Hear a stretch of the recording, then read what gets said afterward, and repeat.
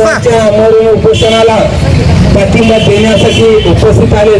काही आम्ही सोमवारी एवढं मोठं नियोजन केले तुम्ही येणार आहे म्हणून 5-10 हजार लोक बोलवले होते, तुम्ही आत्ताच अचानक आला. बरं ठीक आहे. तर ठीक आहे, पण आंदोलन आधी केले तर आमच्याकडे माहिती घ्यायची ना.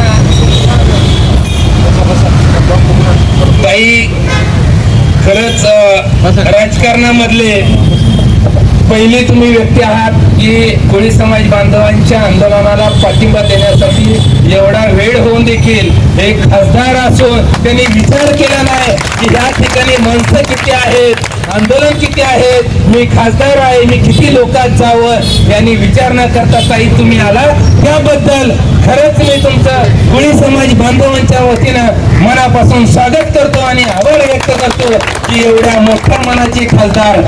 कारण खरंच मी आता किती वेळ बघा, अरे साधा गल्लीतला कार्यकर्त्याला एखाद्या पक्षाचा एखाद्या संघटनेचा अध्यक्ष असला की म्हणतो किती लोक आहेत ती. अरे जिल्ह्याची खासदार आलेला विचार नाही केला, जिल्ह्याची खासदार आली पण ताईला हे माहिती आहे.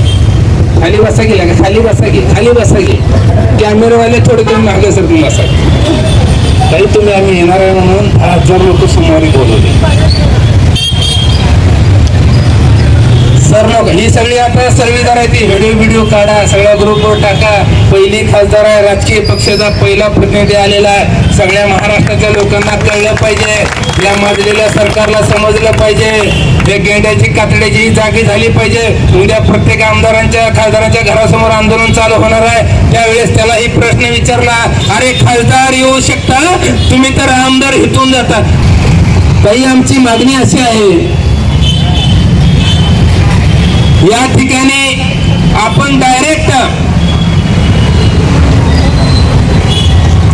ताई दोन्ही मी तुम्हाला सांगतो, आता तुम्ही भाषांतर करा, बोला, पाठिंबा द्या, परंतु कोळी समाज बांधवांच्या वतीनं आणि उपोषणकर्त्याच्या वतीनं आपल्या सोलापूर जिल्ह्याच्या खासदार प्रणितताई शिंदे यांच्याकडे माझी मागणी आहे की ताई आपण नुसतं भाषण करून पाठिंबा न देता तुमच्या खासदारकीच्या पत्रावरती मुख्यमंत्र्याला आणि गृहमंत्र्यांना पत्र द्या, तत्काळ या कोळी समाज बांधवांचा प्रश्न मार्गी लावा आणि ताई त्याच्यासाठी तुम्ही दिल्लीला देखील आवाज उठवा.